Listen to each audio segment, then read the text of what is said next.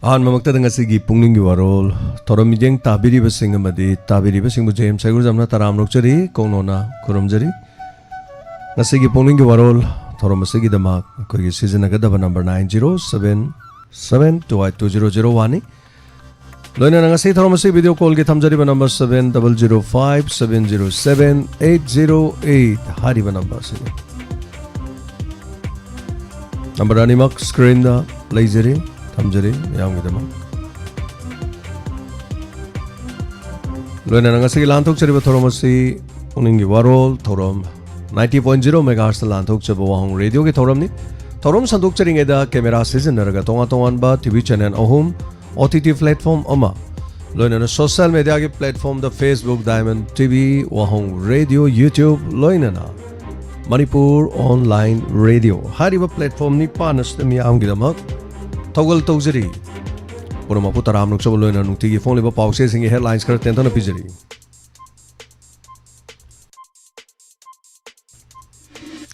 Naharol ke thogdang pause singi headlines ta. Jingmi tamigi kena ba thamdana Manipur paksan ningon sakobu ki thorom pakthong na kre. Amawagi kontra ka taruk suba mapo kumon pangthok kre India lang ana Manipur miyambo. Hantaba miyang di yengduna tongning bata tawduna hiram kaya da Manipur machet ta na thugai na bhonari hai na wai kunjarani na phongdo ki warol jawre langdum water supply scheme makha da paikat pa extension of pipeline gi thabak loisin bi na ba mai kaya dong gi miyam na puning singsilagli chengaleng moiba Manipur da lale ba kongsan si manung chana senapati da tha asigi kun ga mapan da thungga dori basigi mari lena na no magi sintha punamak lep na ba UNC na phongdorokli Amaramda low lokpada palm the thok thok tanar ba security review meeting pangthokre ain kaina poppy cultivation tawba madi su kem hang ba the jet UF na yawa ngamlori haiba makoi maike de phongdorok warol yauri lamda masigi mahuksa gi fibam hanjil handuna chokhat pagi lambi da sangsin na bagi thokdang lominar si haina MLA Jai Krishnan na phongdokre KCP ki tha taruk ki oiba sefong lantheng minasi koi chefong asi fong kre Manipur ka yumthang nana leiri ba Myanmar gi Khenmoi loi the Indian army gi drone attack ta civilian ani lekhida ba RPF pelena awa ba fong dorokli loina na pandam gi headlines ta su Chahi humhumathoi gi matungda pongnofam somdan da lakiba moi bagi khongsat puari oihoragani NSN tungaleng moi babu senapati da taram ongna ba UNC na thorang kya lokhat khre illegal immigrant militant group sing the jet UF no warning torokli Mumbai da Manipuri naha mari tamthina fukhre hari Amaromda umanglai harobagi mera mi fam sarugya biu hain ukal gi mai kai de gi phongdorok pawa fam yauri Indiana drone season aduna mi chom hat yaning de hain RPM na phongdok ki pawa fam si pauk si ayamada loni yauri kanglai pak ke mera gi headlines su mio ema brown sugar gram chama ga tarama pan go kona na fagar padanatana mio ema su WY tablet kg ama go kona na fare hari Janems Hospital the dengue naba mio sing lying na ba tongan ba ward ma hangdo kre haiba wafam ma ya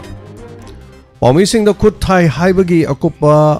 marol sayolani manung the National Human Rights Commission the khangal kadabani haiba hiram sida report ma yauri hoyalam pau gi pau se sigi headlines su Dr. Ritabu mayum da halamagi thogdok namit tarani helak la basumi hat pa phaba ngamdri Miat pasing ni itaiba firon sudok loga pu kibra. Mahaki imung dagi puri kongrau hongdok loga chat kibra. Wafam asida seng wafam kangdari. Bisnupur disina ciar logduna low lokpa amadi IDP sing hongjilana bagi mifam pangtokre. Ayok pong tarung makai dagi nanung telpong mari fawda low kawgani yaygani IDP sing hanjilanga da mamfam kangdok leha to matam da hawragani Kini patient sing CMHT amadi PMJY gi makhada dialysis tawba phangan biu haiba wakat malak CWS project na lambi tawkhairaga pipe from labasu koilas tharam dabanam thawai mang na balang thakpa ga chap manare haiba hiram sida report yauri yang ga ginini palmaningon chako YDP sing ningol sing gi wafam ichana ningon chakko bacha si haiduna ningai torok pada kapla khang ki icha kiningai mamana khang ki haibo wafam isa gi yumda hanjelanduna chakko bacha pa phangan biu imana bi singatin han biu ponofam paukche gi headlines ta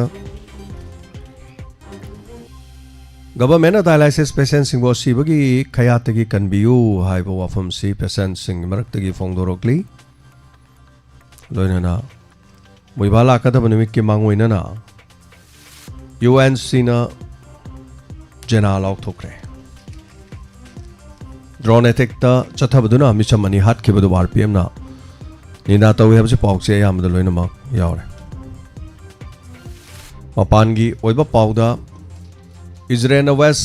Bank tinchina bada honar labadi US ke makha sogolo haina tram na fongdokre Pakistan lanmi ki operation amada TTP terrorist ni pan hat khre mangana so panjokre China ki oil company sing Russia de thaw leiba lep khre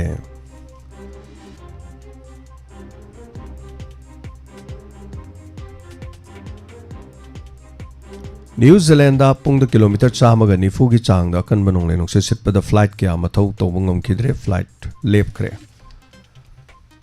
Kunar Turel gi mathak ta Afghanistan dam saduna Pakistan da ising phangandana ba torang to ba ho khre hai ba warol yaw United Nations Day 2025 ki Antonio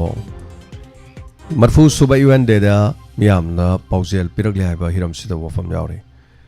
President Trump amadi Xi Jinping South Korea da unar ba yai hai ba hiram sida su report ma yaw se ga loina na loizare nukti gi phone li ba paukse sing da gi lok thok sa ba maroi ba pau loina na akoi gi number 9077282001 da call to biu pau paring e call to biram sing du pau pa ba loizare hauji call to biro pau paring e manung da call toksin bi ba madu ma de khoina lok chabang am jade khoina kya rang na haije kare da na masi matang hauji pau pa ba loizare call to biro haidana aya ba pizari asi gi thorom da tension birak li ba yaw bi ba punam pu taram lok sari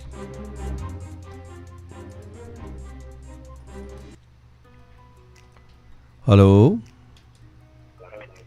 Hello. Hello. Minga made lai phone hai biu. Hello minga lai phone hai biu. Hello sir. Kari lam dagi no kari ming kauge. Yar ko kolom dagi sana to bini sa. Kedoroge isanu ngai tabro. Hello. Tabira bro tajaye tara bro. Tangangi PUKNING WAROL do aman wai aman ni da phone to kar ke taw bani. Hai biu. Ngangi ningon ko don do yam nungai gare. Inspector tayai di PUKNING WAROL loina tajari sa. Adu ngangi aigi ming do su ai haira to yabo ko sa dei aigi yaw dra jala na pakat lu re du ni lata mi tai nong chagi group to da yaw re ba ko kayam harawe phaw dra ga ming do lo ko piro ko do yam nungai ba ni Ming do lo kholam dradi warau do jala ba yaw dra ma ne na khallu de khan dei ni ba ko do mi lising tara do loi lo khot padi ngam da bani na lo kholo da sing no warau radi lo re na tra ko warau ba yade mayam ko warau budi like ra yam nungai ja bai ta Thank you sa na taw ko khuding ma loi na ta ja ri sa yam nungai nong tam ta hau da do ko sa je haina dre radio da ta ja yi ko hoi radio ga che ka khang ma ngam de mayam ji ta Sajar ma panjan bio ai ngam musi ta da ba male Sajar ma ne panjan bio adu ga ne Sajar ma pala di battery du ting roi ba radio sempam do Sajar pan bio hai ho ko zikti yara bani adum Sajar pan ba ai bayam lai ram ni Sajar ma panjal di phone gi Sajar dum thilani ngasi charge torni numini ni khong ya ni nungai re battery su lai roi atra adu yam nungai na ta bio agachari ningon kudon se nongai di box amam thamni hai tare yari pok mai kai gina koi wahong the box am thamne du te changaga hapiro na adagi de koi sigi thobal gina mada hapo na mafam da thamdare koi admin sing natraga koi donors ki members sing yum amamong khallaga thamdar ꯑꯗꯨꯗꯩꯗꯨꯗ ꯈꯔ ꯅꯛꯄꯗꯅ ꯑꯗꯨ ꯊꯝꯕꯤꯔꯣ ꯍꯥꯏꯔ ꯃꯣꯏ ꯈꯣꯝꯃ ꯊꯤꯟꯖꯔꯛꯑꯅꯦꯕ ꯑꯗꯩꯗꯤ ꯄꯨꯂꯞ ꯌꯥꯎꯔꯦꯗꯅꯀꯣ ꯖꯧ ꯌꯥꯎꯕꯗꯩꯗꯤ ꯃꯩ ꯍꯧꯔꯗꯕꯅꯦ ꯑꯗꯩꯗꯤ anyway thank you so much ꯊꯥꯒꯠꯆꯔꯤꯀꯣ ꯌꯥꯝ ꯅꯨꯡꯉꯥꯏꯖꯔꯦ ꯑꯗꯨꯅ ꯆꯥꯔꯖꯔ ꯇꯤꯡꯗꯅꯕ ꯆꯥꯔꯖ ꯑꯃꯇꯪ ꯍꯥꯞꯄ ꯌꯥꯏ ꯑꯗꯨ ꯍꯥꯞꯄ ꯍꯩꯇ꯭ꯔꯒꯅ ꯂꯨꯄꯥ 9,000 ꯂꯨꯄꯥ 1,000 ꯄꯤꯕ ꯔꯦꯗꯤꯑꯣ ꯑꯃ ꯂꯩꯔꯒꯗꯤ ꯏꯔꯥꯏ ꯂꯥꯏꯔꯦ ꯆꯥꯔꯖꯔ ꯌꯥꯎꯕ ꯂꯩꯒꯗꯧꯕ ꯕꯦꯇ꯭ꯔꯤ ꯇꯤꯡꯗꯅꯕꯅꯤꯀꯣ ꯑꯩꯅ ꯅꯣꯂꯨꯛꯆꯔꯤꯁꯦ ꯑꯗꯨꯃꯥꯏꯅ ꯇꯧꯗꯅ ꯌꯥꯏ anyway ꯃꯊꯪꯒꯤ ꯀꯣꯂꯔꯗ ꯈꯨꯗꯣꯡꯆꯥꯕ ꯄꯤꯖꯔꯤ hello Hello, good afternoon, sir. Nachan tawjay thawan phawdin karambi bidiyani. Biryani ꯀꯔꯤ ꯏꯟꯖꯥꯡ ꯆꯥꯒꯦ ꯏꯟꯖꯥꯡ ꯑꯍꯥꯎꯕ ꯆꯥꯕ ꯃꯥꯜꯂꯤꯗ ꯌꯥꯝ ꯂꯨꯝꯅ ꯍꯥꯏꯔꯛꯏꯗ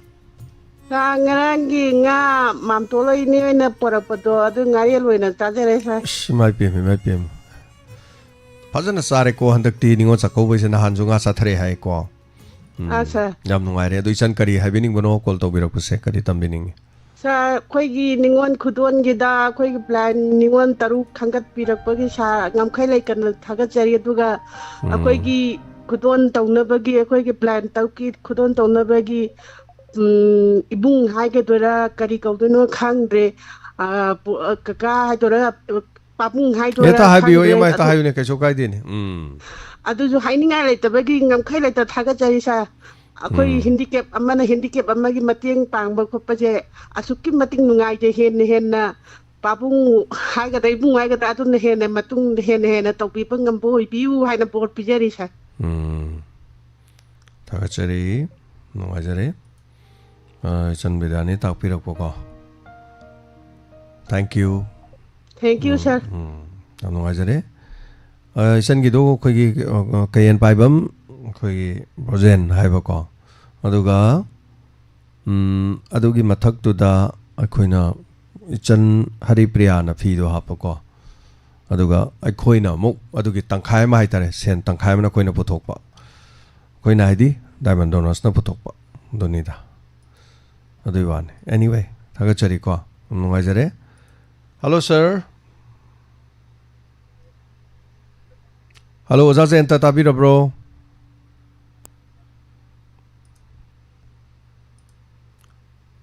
ꯑꯣꯖꯥ ꯖꯌꯟꯇ ꯇꯥꯕꯤꯔꯕ꯭ꯔꯣ ꯑꯣꯖꯥ ꯖꯌꯟꯇ ꯈꯣꯟꯖꯦꯜ ꯌꯥꯝ ꯄꯤꯛꯅ ꯇꯥꯔꯦ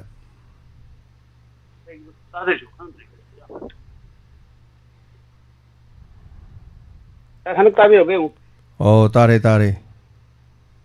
ꯑꯣ ꯀꯃꯥꯏꯅ ꯇꯧꯌꯥꯅꯣ ꯈꯪꯗꯦ ꯇꯥꯔꯦ ꯍꯥꯏꯕ ꯑꯣꯖꯥ ꯁꯥꯔꯕꯨ ꯊꯥꯒꯠ ꯑꯩ ꯀꯩꯒꯨꯝꯇ ꯍꯥꯏꯖꯅꯤꯡꯕꯩ ꯋꯥꯅꯤꯗ ꯍꯥꯏꯕꯤꯌꯨ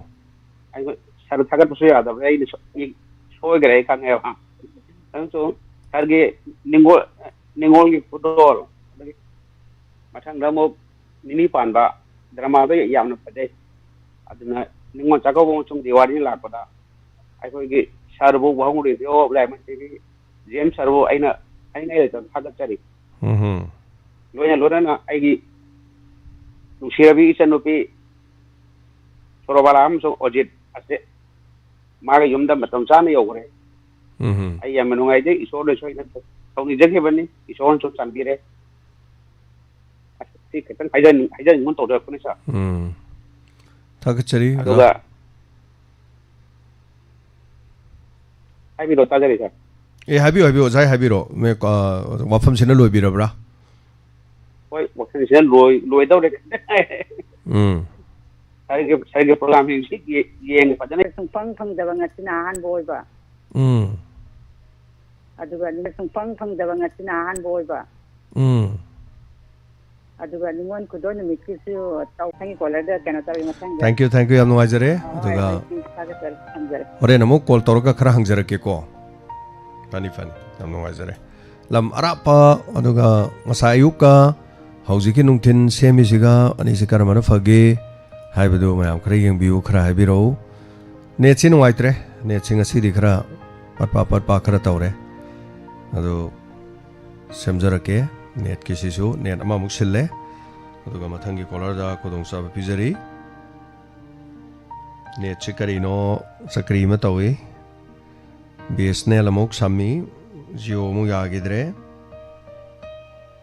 ꯑꯣ ꯑꯦꯛꯖꯣꯁꯇꯦꯠ ꯂꯩꯔꯝꯃꯦ ꯌꯥꯍꯜꯂꯒꯦ ꯌꯥꯝ ꯌꯥꯡꯅ ꯌꯥꯍꯜꯂꯒꯦ ꯫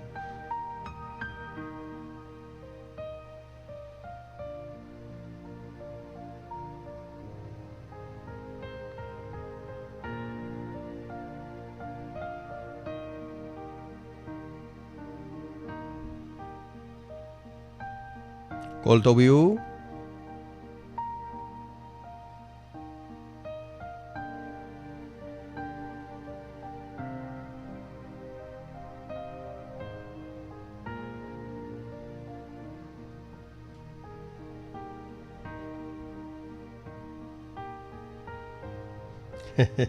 Call to you. Hay ni call to the kam de. Call lakti entro. Hello. Mingalay fonga have you?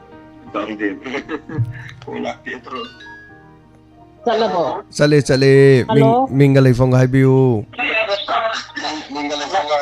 Radio kitang late have you? Oh, later. Oh, karilam no. Yeah, Pokorom the Yeah, Pokorom. Toizamne. If you're so going. Oh, tapio kariwa from having. A course, don't die of a cotorum Kudima. At the Lakin won't mind a Kanjariba. Lakena Kanjaba. Oh, if you don't relax again, a Kanjariba. Kayo way lactrino. Some was you. Oh, has a box some lady to carry. Lapio. Oh, Yampare. A Mendongi, Mateg and Masada Pico is the layaba. Hoi. A Maggie Matagi. So you take the Tangi Ameba. Hoi. Normal lapio. Hoi. Normal lapio. I'm like that. Tagachari. From Saruga Birakpa, Korom de Amna Ida, Sidagi, Hakaki kilometer, Chitarian Mokiwanida, Otto the Ter, Tonga, Yarepolong Hide, Sakumaga, Kongjom Yobo, Tomadar, Tomadalpani Fu, Hangalanda Marfu. Tagachari, thank you so much. Matangi, Color the Kodong Sabum Pizari. Hello. Mingamadele from have you? Janita Tapio, Kariba from having Kuire sa koje chod su pangdaba tawdaba kuire da nan Pangdrido tawdaba kuibeni call the num or rhythm fangadum Hadak nam the Karakuramani ye kuire sa koje sum atena jam jaw bu kon da ke Ihe hoi Koji nang na ai ji pa di mate da tahi hum da ngai le gi da ba di mate da ta da ji mulek ta ngang han sora ti di ga loi ba oh sum to na ko na ju de do te andak mara ji khara di ta dre ba ma di ngai ta ba ne ma ne de Sum kau thokini ko sum ta da na kau thokini ko ado tara ka na sa ngang han de ji khara ta re da ko mara man sa bu ga hoi ku don di la ku jam nu ngai I'm no wiser. How do you say it? I'm a catada Nikene, dog. I know do the Tan of Pana, who may say Tazal, I know Tazal Tauralem, and you whom you can gramisa. I'm not Isa, so that any tari in a commander in Isa could be tiny. I said, Tagachari, Janita Tabiuko. Why now? Odaga was a radio, so Sigaki and Tenakitang Semi. May saying was saying there was my uncle Tapiro, the pulling warol, tarring him among Sequoia radio tari, pulling waron hello, Bagaquam look, Kitang look talks in Togani, or my little listen haitare. Kitang oidegeta. Other Torom something is the Tabiragadi, Toban Kuno, Haitare Toban Kuno, the kitchen now, Mamma saying the young can high. A topa Toban Kunogi Mapum, the Tabi Yauragadi, Torom Hosuzik something the Tabi Yauragadi. Call Tobirona Tragameses Tabi the Namutang. Karaga Pai Habora, so saying the Habro something, Hybira de Tapira de Amwazagani. Thank you so much, Saduga, Bishnupur, Mafam the Su, Koi Karakara, Taba Fangadu, Pangbra Fangdabra, the Suman Tapira de Nungaini. How do you see Haitare? Hello. Mingamadele from my view. Punto by Cambo Patrick Kunola Akash like from Akas have you? Matam Queen as a quickie. Differently even singi hijab tari is sotar basingi pension pangde lak tin tor padong ngarang dagidi chang bahora bane me am wabi ro no matang dum changjara ni na adugi nungai pa pau tum tang pija gen tor jak pane Lupa kya sanga ke pa tha to tai changi lupa lising mapun changi Tha taruk ke lising mapan di change ba tha kya phutha urige khara diu le no mala sa ai sum khanjau da Anyway, Hoji lising mapan chang abanina karigumba khara imung manunggi haitare ni ko maroina chaba thakpagi ngang singi mahima singi ko ngajare khara changba hore social welfare gi makhada specially able haitare adugi damak makoigi lupa lising changa to punjalaga tha taru ki changba hore na tape akas sinalore ne dude to pakare happening balai tana sa mayam nangai wabiram madu wabiro no soi dang ki matang dum ai di pull up amuk ta ka pa ya badina tabne na ka dum changjara ni tam na sum chang ba hora ni radio gi kenu si di am nu ngai koi sum da di check mo po law tre ai sa ta hoi matik ta ba du ngai re hoi antena ai do upar ta su iren ching ka ta bi tam nangai di iren ko ye oya do kitang sam da di ya ne do iren ching ka ta bi di ya hi kasi di hoi wire haisi ko wire do chingkatana phare okay am nungaire kas anuga akoi ji sen sol ya khona signal je radio leri mayam se khoni son ba haitare adu kari dano yang ka ko antena je aina hanga hen antena mari pale adu fail ore na habdo antena se fail ore adagi kango no so khoi antena mari pale na tonga santopi dana delhi ga chi ga thajan dana to mathau le do sang noning wa jani da anyway amore hoje antena amakak pala ga yengjari try tauri khara lera kanda ani mayamna ani suri smaina ani panjaraga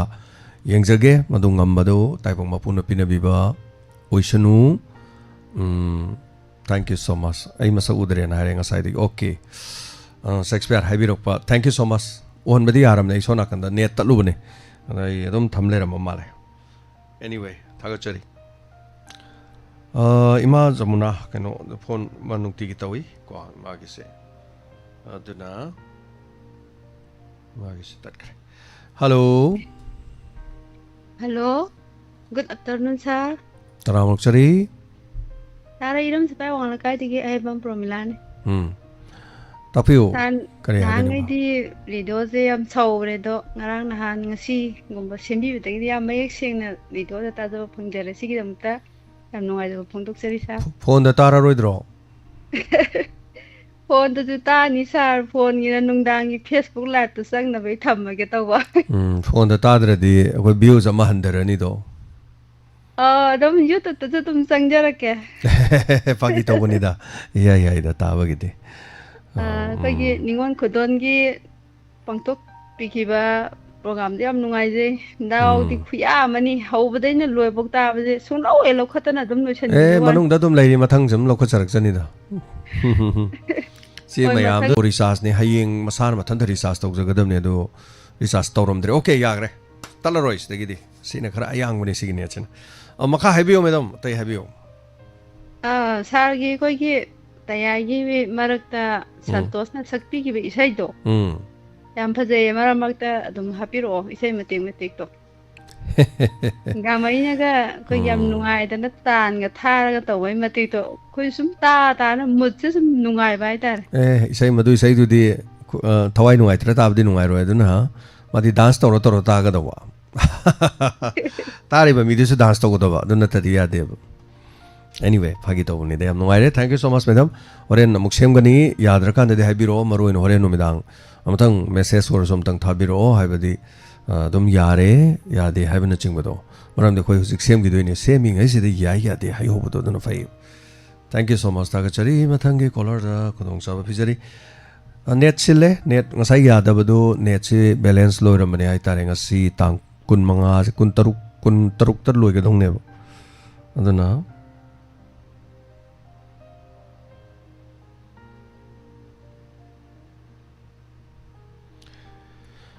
hello sa thangabok sarang de kupi kopi taram luksari kare habining ba sa ngarang nahan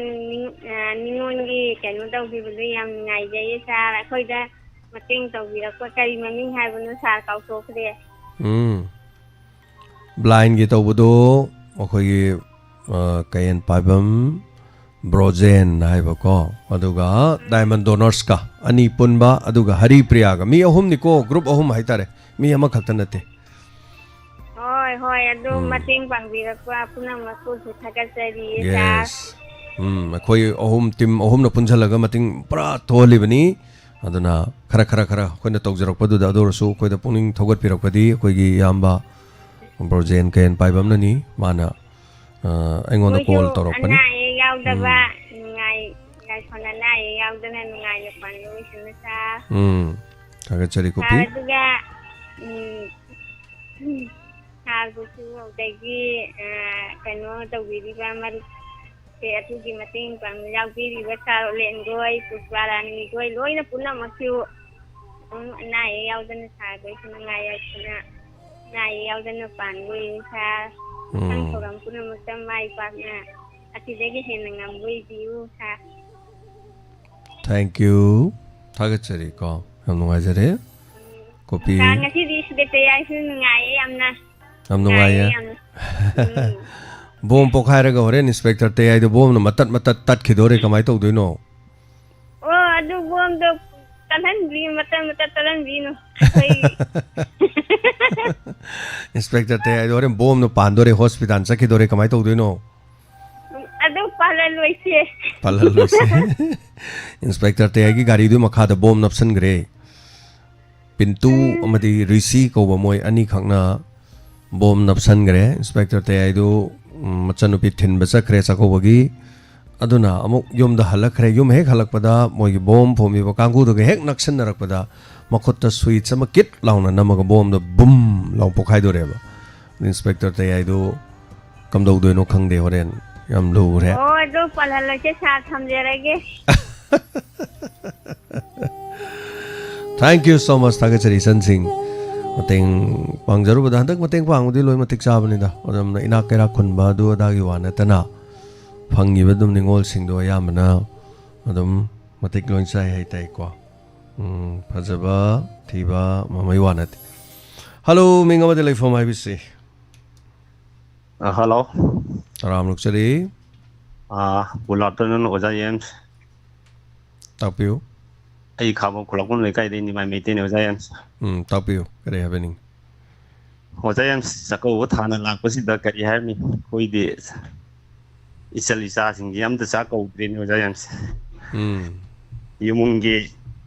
इनाउ नुपा मा लैदबा हाइतारे मदुनसु नुंगाइदबा ओदो कोने कोने सासु कौगद्रे सिलिचे सिंग अदुगा सागी सिनफम दुकान लो हांगदम पुरे ओजा James करिगिनो इनाउ नुपा लैदमेन सेनबा कोनबा सुरात की करिगी देव कर्म चेनबा होय मदुनी यामना तौदबसु यादबा दुगा करबारदी अमुक याम लुबने अइगी मोतदी होय इनाउपागी तौबम तोकपदुबदी तौरगसु नमित ननी महुमनी म लेपगसु यारिंगे बिजनेस ते लेपतबा बिजनेस मी चंगब लेपुरगदिने करबार से नमित थाम लेपुर थोलो कांदा पोसितमने याम लुबने मसी थबक्स यारिंगे दि पोत सुंगसि सित्रसु हांगी मोइदि हांगबनी अदुम खंगजि खंगनबसु जम फै अदुबो तौदे यादबनी नाउनो पानी नको वपोक्सिगी लोरे तौदे ओजा फजना मो हांगबियु सोरा लोरगा निथिजना मुक तौबिबा हाइबा तारेने को ओजा माने फरे थागतरी ओजा सदम चमचमना अदुम ओजा यंसको वरी सनानिंग तौजर थैंक यू ओजा निमाय मतुंगदा होनबियु इमुंग मनुंगी मी मवाटपा इसे इमोशन यामना नुंगाइतबा हाइबा तारे को थागतरी ओजा मथंगी थागतरी मरक्ता सलाम तोंबीना ताकपिरकपदा सना हनबा सलाम नोमाय खोंगदगिनि ताकपिरे ओके सोमददी सर होइगी रेडियो से खरा वाई अमुक्ता मयेक सेंगना फंगदी याम नुवाइन हौजिक थारिबने दो कोइगी ओजा सनाहनबा नंबर द होरेन मेसेज हम थाबिरो सेंगी सेंगदे दो सेमिंग दो ओजा होइगा सेंगब्रा सेंगब्रो जा ना तोरगा ताना होरगदी याम फनेना खल्ले अदुना होरेन नमतंगसु हाबिरादी याम नुवाइनी हाइतारे हेलो हेलो हेलो हेलो तादब माले को खुमदे कोन अमुक खुमक माले तसु तत्खरे कोल अमुक तोबिरो हेलो हेलो सुगुनुदगी हेमबम मोइरांग टेम सर ngasi sugunuदगी मो हायरबरो असोमदा लैत्रबरो आई लैजरी sir Oh.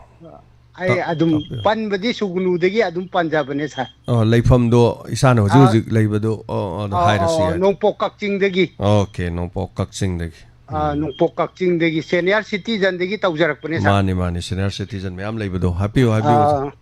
sar khoi hamda khoi wahong radio bu thagat chari adu duga sar program sar ge program se aya inspector tayai adigi kano se adum toina di yam toina ta je yam nungai je sar adu sarana taram roidra na aya phone je kaya phangda baga adum tawjarak tre sa yam nungai je no pokak sing si kam do birige hojik si lambi thong kari kam do birige lambi di apatre sa lambi akhoi gi kano dagi pali dagi na si manung changak pa itham morang puren bhau bu gi lambi si de sa su ayadre sar inspector tayagi sar gari da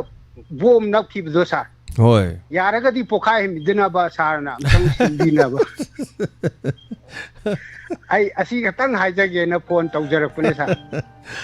Thagachari oja bom di pokhai do robani ka do yengminers kari taw yengminers. Thank you so much. Anuradha mangang anowa idini nawai Anuradha sagol sam nama yorami sahi manga taruk khaler kan di yorok kidre magi mathau chinba magi dum hongdok ki badum radio ta ba sangi da ba odagi mai to busu dum yawi mi maming se ko mayam sum Sonia gani am yorom drane nawai kol ga sun to bodagi thorom dum yorom bodo khale kan di dum mayu makai pan ga kan di khoi dum radio ga lapno gi sum yawi khangau ngasi Anuradha mangang nama fagule nawai Anuradha sagol sem nama yorami ado yorokide matam na on bo hong bo pore do ming mana banina Anuradha nama mulai thank you so much thagachari hello minga madele from ibc hello minga le from ibu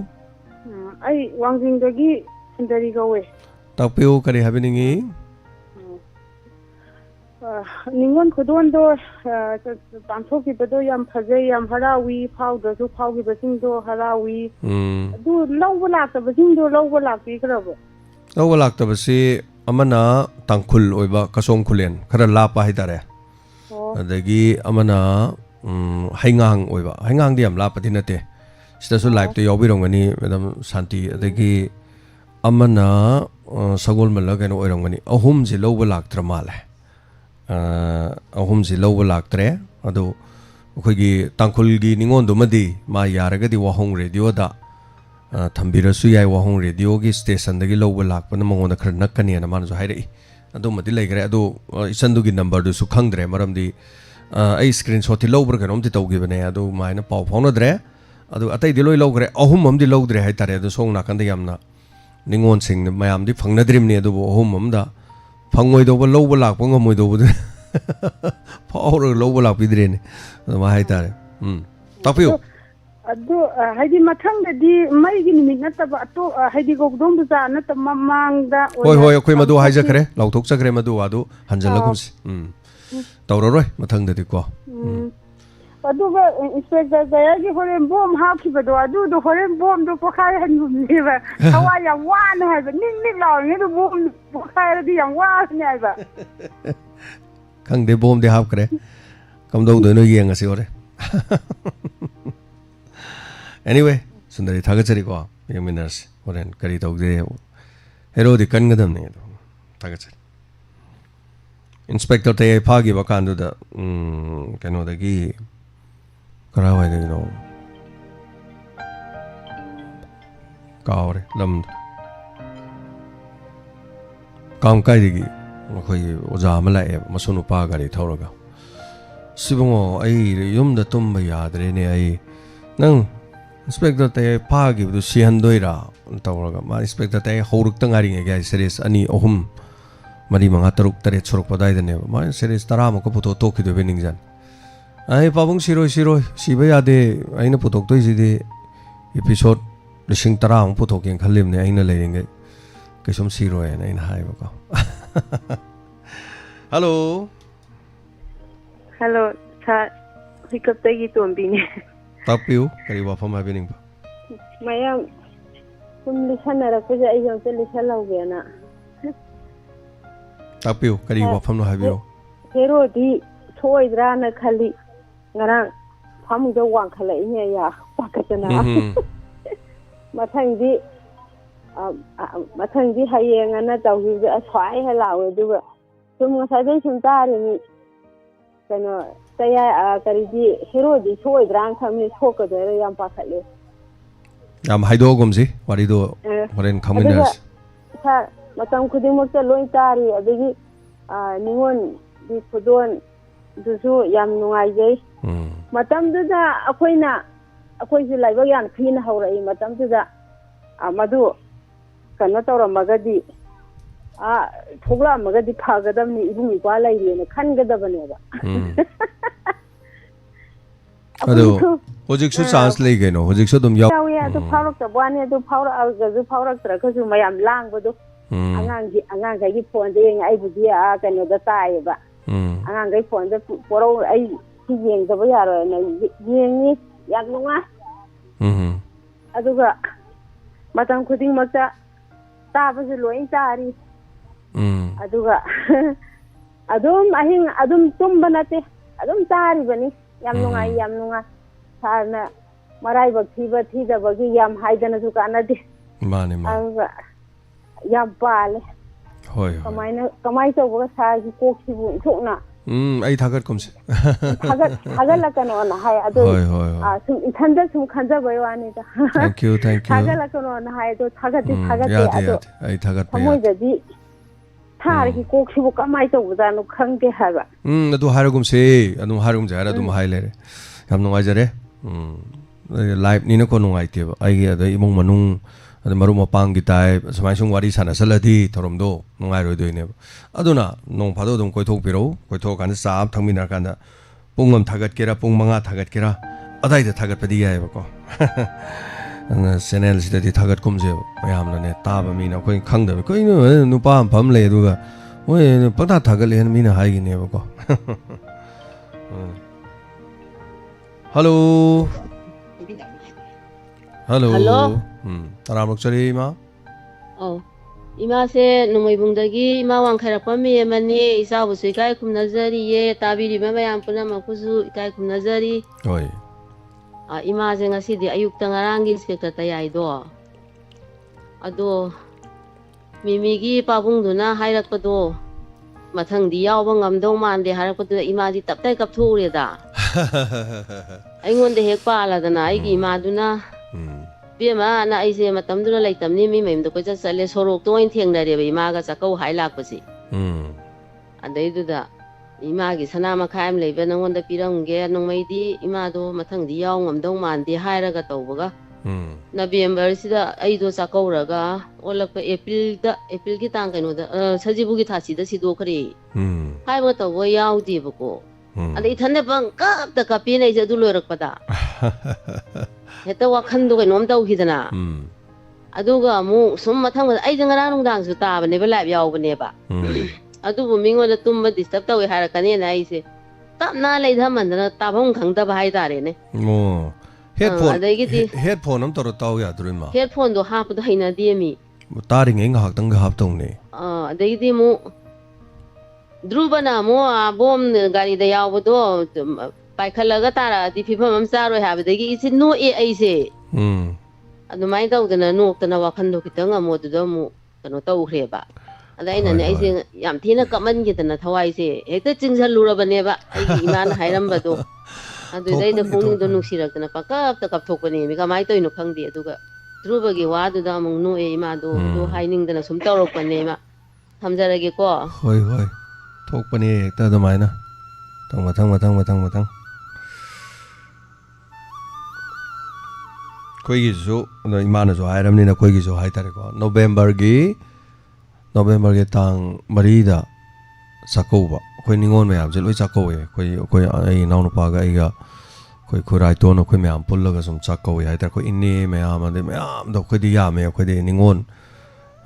कोई की इन ना जो है जगरे को कोई दी पुन्ना तरुणी ट्राइन Thuy ने कोई बाय में चिमनाउ जी abok ani suba haitare abok 1 abok 2 abok 1 du su taruk poeba abok 2 du su taruk poeba aduna yame haitare koi aduna masa masu sing siam yame koi khakta da koi sagai phanam yame hai ada koi gi ipu hai kangu ipu hai gi ipu ton ipu yai ipu asle mayam lekre si mayam ji gi moi masa mayam do bari yam kre as yam khana koi nahan sakau bu phanam yame do moi asibi yawe na tangkhaim lakte ba adam nongai tabadi ngasai gi November tang mari do sakau roga tang mari hare dana numit tarani lera khoi pamung leite ai pamung je leite hai tar November gi tang tara mari da leite 2016 hai tar ko hello mingama telephone hai bis hello ai nongbo ke thema mari sinama mera bani oja oja radio signal kam do bibage adugi haige na ai thaujar bane ngasai ayuk khok do yam nungam hojik nungthin gi bau nungairam de puning gi waron helak padagi yam seng reba yam nungana tajare okay dai ai je yam kuina pai de phone bri laiba de tau bu sum na do ja na ta drama na kalang ni ai ke so kai de maram marak ta dum tau bo ke so kai de oja ai jo ja chening sang jaram bani kai gi no hai kan ne mai kai sin ba thung na radio seming ai da ya ya de du gi pau su taning ba adi hana ta da bu de khoi ta halu bunga manate adubu hana taram sing du ya gi dre hai ba di nungai ta ba adu gi hai tare ko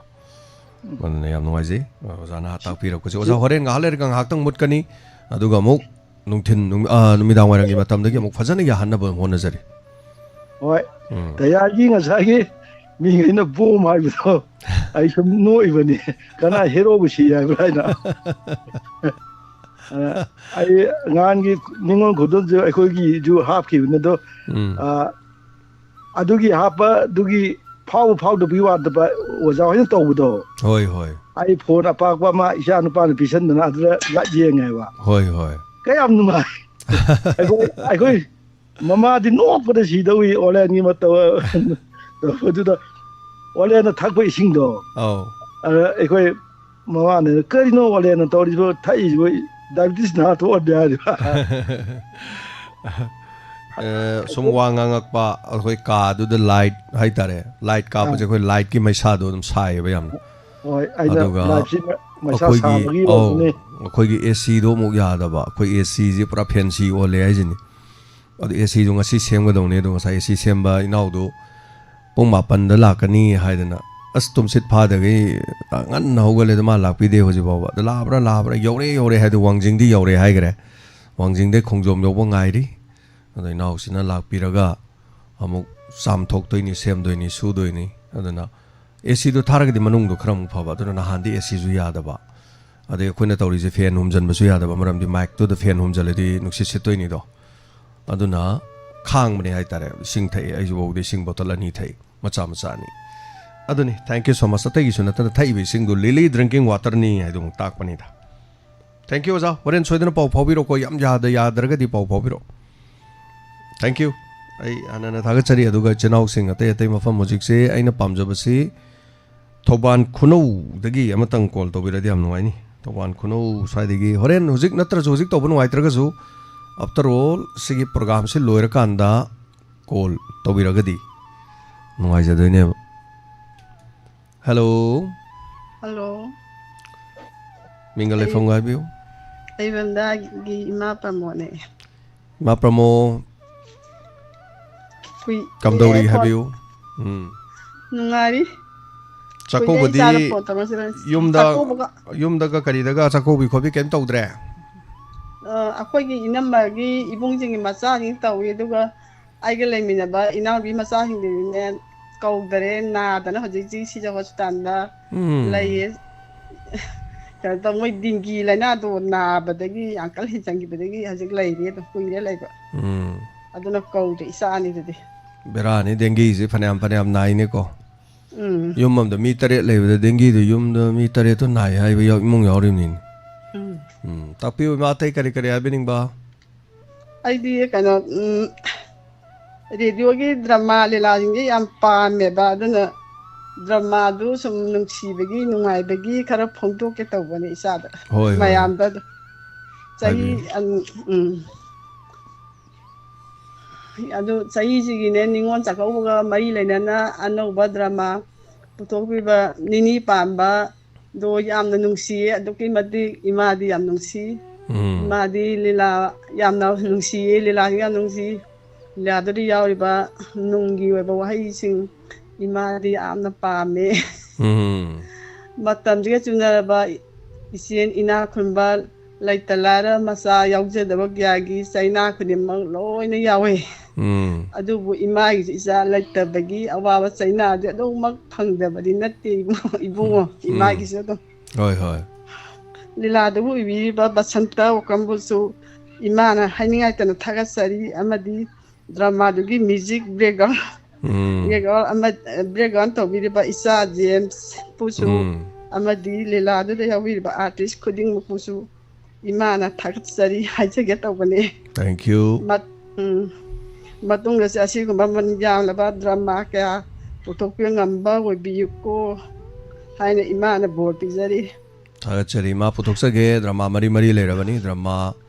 ꯍꯧꯖꯤꯛ drama ꯑꯃ ꯑꯅꯤ ꯑꯍꯨꯝ drama ꯃꯔꯤ ꯍꯥꯏꯇꯥꯔꯦ ꯃꯔꯤꯁꯤ ꯁꯦꯔꯤꯁꯇ ꯂꯩꯈ꯭ꯔꯕꯅꯤ ꯑꯗꯨ ꯅꯣꯡꯃꯗ ꯄꯨꯊꯣꯛꯑꯦ ꯊꯥ ꯑꯃꯗ ꯄꯨꯊꯣꯛꯑꯦ ꯁꯨꯝ ꯇꯝ ꯄꯨꯊꯣꯛꯆꯔꯛꯀꯦ ꯃꯔꯝꯗꯤ ꯗ꯭ꯔꯃꯥ ꯑꯃ ꯄꯨꯊꯣꯛꯄꯗ ꯌꯥꯝꯗ꯭ꯔꯕꯗ ꯗ꯭ꯔꯃꯥꯁꯤꯒꯤ ꯌꯥꯝꯗ꯭ꯔꯕꯗ 13,000ꯗꯩꯅ 17 ꯃꯌꯥ ꯆꯪꯉꯦꯕ ꯑꯗꯨꯝ ꯆꯥꯕꯤ ꯊꯛꯄꯤ ꯔꯤꯍꯔꯁꯦꯜ ꯀꯔꯤ ꯀꯔꯥ ꯑꯃ ꯍꯦꯟ ꯇꯦꯟ ꯃꯌꯥꯝꯁꯦ ꯑꯗꯨꯝ ꯆꯪꯉꯦ ꯑꯗꯨꯅ ꯃꯁꯤ ꯑꯩꯈꯣꯏ ꯃꯤ ꯑꯇꯩꯅ ꯄꯨꯊꯣꯔꯛꯇꯁꯨ ꯗꯥꯏꯃꯟ ꯗꯣꯅꯔꯁꯅ ꯊꯥ ꯑꯃꯒꯤ ꯑꯃꯃꯝ ꯁꯠꯅꯕ ꯍꯣꯠꯅꯩ ꯀꯔꯤꯒꯤꯅꯣ ꯍꯥꯏ ꯀꯥꯟꯗ ꯃꯗꯨ ꯑꯩꯈꯣꯏꯅ ꯄꯨꯊꯣꯛꯑꯀꯥꯟꯗ ꯃꯌꯥꯝ ꯇꯥꯍꯟꯕꯗꯨꯅꯤ ꯑꯗꯨꯒ ꯗ꯭ꯔꯃꯥꯗꯒꯤꯗꯤ ꯑꯩꯈꯣꯏꯅ ꯄꯨꯊꯣꯛꯈꯤꯕ ꯂꯨꯄꯥ 15,000ꯁꯤ ꯗ꯭ꯔꯃꯥ ꯁꯥꯟꯅꯔꯨꯔꯒ ꯌꯨꯇ꯭ꯌꯨꯕꯇꯒꯤ ꯂꯨꯄꯥ 15,000 ꯂꯥꯛꯄ ꯀꯥꯏꯗꯨꯗꯤ ꯌꯥꯝ ꯑꯣꯇꯣꯃꯥꯟ ꯍꯥꯏꯇꯥꯔꯦ ꯀꯔꯤ ꯍꯥꯏꯗꯣꯏꯅꯣ ꯌꯥꯝ ꯑꯣꯏꯕ ꯌꯥꯗꯦꯕ ꯍꯣꯏ ꯗ꯭ꯔꯃꯥꯗꯨꯅ ꯀꯔꯤꯒꯨꯝꯕ ꯁꯨꯄꯔ ꯍꯤꯠ ꯆꯠꯈ꯭ꯔꯕ ꯃꯤ 3,00,000-4,000ꯒ ꯌꯦꯡꯉꯕ ꯑꯗꯨ ꯑꯣꯏꯇꯥꯔꯒꯗꯤ ꯈꯖꯤꯛꯇꯪ ꯑꯣꯏꯕ ꯌꯥꯕꯗ ꯑꯗꯨꯝ ꯂꯥꯛꯑꯦ ꯑꯗꯨꯒ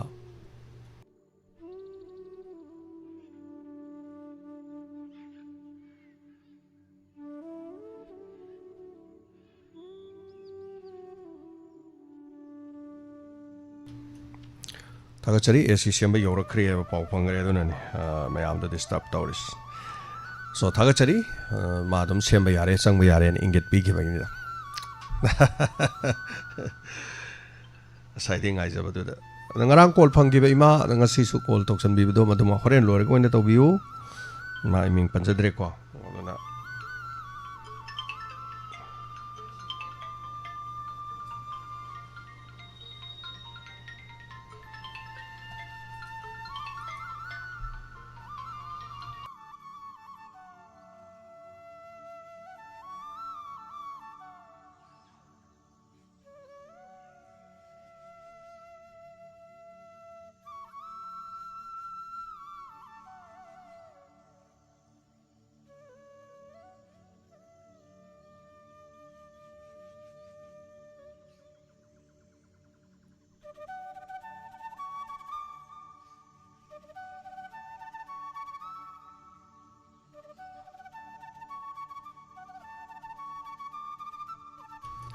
Hello. Hello. Ya Pak Tajir. Najari. Tapi. Tapi di bawah macam dia. Ini dia ngai rapin. Wah, jika kau yang di report. Ada yang nanti pak bagi wah pada lain. Ayo lu maka cuya biuran. Shakespeare ge network tu kita nungai bawa apa malik. Pat tahu malik kongpam amani deleng biu, tiang biu. Iya Pak. Halo, habiu. Mayek sing biro. Pat tat pak. Ay mo call am kapat sala tau jara gitu. Kita ngasih call kan gitu.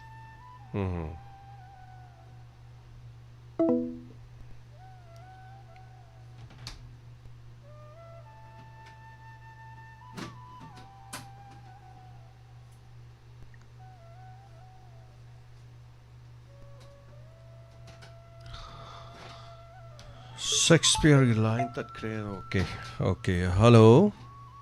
Ya mana nau Shakespeare. Oh, yar. Na network tu kita ngasih ay ngon dari sat kita ring tu khusus tu mana kan tahu kita tu nak boleh raja. Oi. Aduna ina thamjani je yamba radio gi signal gi do kitang sembi gani di hai do yamba la ko da khara dum phajana phara ba male ba. Khara phane am hengale phane am. Hoi. Ado khulai ga leiraga chum ate dai tawuduna sangaga oi di phara du mohena yam kanna di lenghan ningdre haijari bana nau gi ta gi.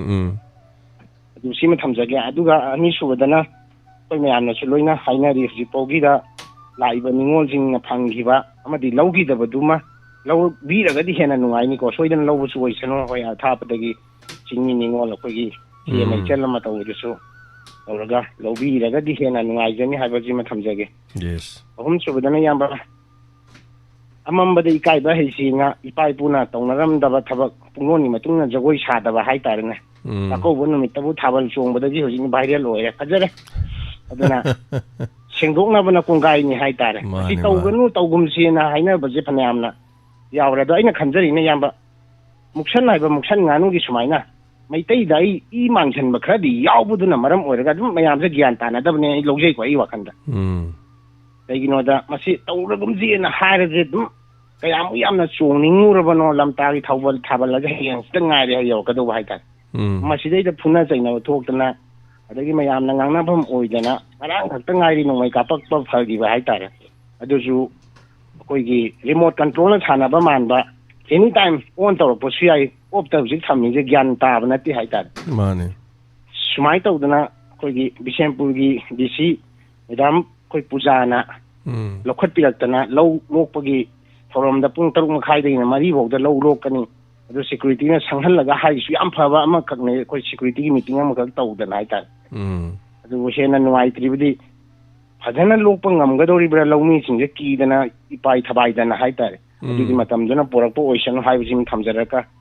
ꯑꯩꯈꯣꯏꯒꯤ ꯍꯧꯖꯤꯛ ꯉꯁꯤ ꯉꯔꯥꯡꯒꯤ ꯄꯥꯎꯗ ꯑꯩꯅ ꯁꯨꯝ ꯇꯥꯖꯕꯗ ꯕꯪꯀꯣꯞ ꯁꯥꯒꯔꯗꯒꯤ ꯑꯩꯈꯣꯏꯒꯤ ꯑꯀꯟꯕ ꯅꯣꯡꯂꯩ ꯅꯨꯡꯁꯤꯠ ꯑꯃ ꯂꯥꯛꯏ ꯍꯥꯏꯔꯤꯁꯤꯅ ꯁꯃꯨꯗ꯭ꯔ ꯇꯣꯔꯕꯥꯟꯗ ꯂꯩꯕ ꯑꯩꯈꯣꯏꯒꯤ ꯎꯔꯤꯁ꯭ꯌꯥ ꯑꯃꯗꯤ ꯋꯦꯁ ꯕꯦꯡꯒꯣꯜꯗ ꯐꯖꯅ ꯌꯩꯒꯗꯧꯔꯤ ꯑꯗꯨꯅ ꯃꯈꯣꯏꯒꯤꯗꯤ ꯆꯦꯛꯁꯤꯟ ꯊꯧꯔꯥꯡ ꯂꯧꯈꯠꯈ꯭ꯔꯦ ꯍꯥꯏꯇꯥꯔꯦ ꯀꯩꯒꯨꯝꯕ ꯋꯦꯁ ꯕꯦꯡꯒꯣꯜꯐꯥꯎ ꯌꯧꯁꯜꯂꯛꯑꯒꯗꯤ ꯍꯥꯏꯔꯤꯕ ꯅꯣꯡꯂꯩ ꯅꯨꯡꯁꯤꯠꯇꯨꯅ ꯁꯣꯏꯗꯅ ꯃꯅꯤꯄꯨꯔꯗꯁꯨ ꯅꯣꯔꯠ ꯏꯁꯇꯁꯨ ꯅꯣꯡ ꯈꯔ ꯇꯥꯒꯗꯧꯕꯒꯤ ꯑꯁꯥ ꯑꯃꯈꯛ ꯑꯩꯅ ꯁꯨꯝ ꯈꯟꯖꯩ ꯍꯥꯏꯇꯥꯔꯦ ꯑꯗꯨꯅ ꯂꯧ ꯂꯣꯛꯄ ꯌꯥꯔꯕ ꯀꯥꯡꯕꯨꯁꯤꯡꯅꯗꯤ ꯅꯨꯃꯤꯠ ꯅꯤꯅꯤꯗ ꯀꯩꯁꯨ ꯀꯟꯅ ꯍꯦꯟꯅ ꯀꯩꯅꯣ ꯇꯧꯒꯗꯕ ꯅꯠꯇꯦ ꯑꯗꯨꯅ ꯈꯥꯎꯌꯩꯒꯨꯝꯕ ꯇꯧꯊꯣꯛꯄꯤꯍꯧ ꯅꯠꯇ꯭ꯔꯒꯗꯤ ꯅꯣꯡ ꯆꯨꯔꯛꯑꯒꯗꯤ ꯑꯋꯥꯐꯝꯗ ꯑꯃꯨꯛ ꯇꯥꯔꯒꯗꯤ ꯅꯨꯡꯉꯥꯏꯖꯔꯣꯏꯗꯕ ꯃꯌꯥꯝꯗꯨ ꯎꯔꯨꯀꯥꯟꯗ ꯍꯥꯏꯇꯥꯔꯦ ꯉꯁꯤ ꯍꯌꯦꯡꯗꯩ ꯁꯤꯠꯆꯟꯕ ꯍꯧꯔꯛꯀꯅꯤ ꯇꯥꯔꯤꯛ 19ꯐꯥꯎꯗ ꯌꯧꯔꯛꯀꯅꯤ ꯍꯥꯏꯕꯒꯤ ꯃꯦꯁꯦꯖ ꯑꯃꯈꯛ ꯁꯨꯝ ꯃꯌꯥꯝꯅ ꯍꯥꯏꯅꯔꯤ ꯑꯣꯜ ꯏꯟꯗꯤꯌꯥ ꯔꯦꯗꯤꯑꯣꯒꯤ ꯄꯥꯎꯆꯦꯗ ꯑꯩꯈꯣꯏꯒꯤ ꯁꯨꯝ ꯄꯥꯎ ꯇꯥꯖꯕꯗ ꯍꯥꯏꯇꯥꯔꯦ ꯁꯤꯒꯤꯃ ꯊꯝꯖꯒꯦ ꯑꯗꯨꯒ ꯃꯌꯥꯝꯅꯁꯨ ꯍꯧꯖꯤꯛꯀꯤ ꯐꯤꯕꯝꯗꯩꯗ ꯌꯥꯝꯅ ꯆꯦꯛꯁꯤꯟꯃꯤꯟꯅꯕ ꯍꯥꯏꯇꯥꯔꯦ ꯃꯤꯀꯨꯞ ꯅꯥꯍꯨꯝꯁꯤꯡꯅ ꯂꯩꯔꯀꯥꯟꯗ ꯌꯦꯡꯃꯤꯟꯅꯔꯁꯤ ꯂꯥꯛꯏꯕ ꯅꯣꯡꯂꯩ ꯅꯨꯡꯁꯤꯠꯇꯨ ꯌꯧꯔꯛꯑꯒꯗꯤ ꯂꯧꯃꯤꯗꯗꯤ ꯍꯦꯟꯅ ꯑꯃꯨꯛ ꯑꯋꯥꯕꯗꯨ ꯇꯥꯗꯣꯏꯅꯤ ꯏꯌꯥꯝꯕ ꯁꯤ ꯍꯥꯏꯔꯒ ꯇꯦꯟꯁꯤꯟꯖꯒꯦ ꯊꯥꯒꯠꯆꯔꯤ ꯆꯨꯝꯕꯅꯦ ꯊꯥꯒꯠꯆꯔꯤ ꯁꯦꯛꯁꯄꯤꯌꯔ